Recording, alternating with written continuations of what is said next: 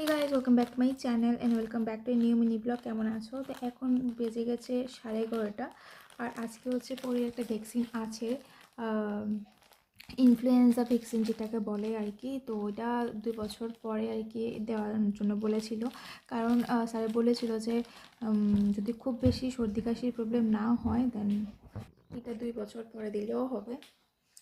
তো ওর যেহেতু 2 বছর কমপ্লিট হয়ে গেছে, তো তার জন্য ভাবলাম যে আজকে দিয়ে দিই, কারণ একটু ডাক্তারও দেখানোর আছে ওকে। কি হচ্ছে ব্যাপার, আর এখানে মেয়ে খেলছে এখন। কি করছো?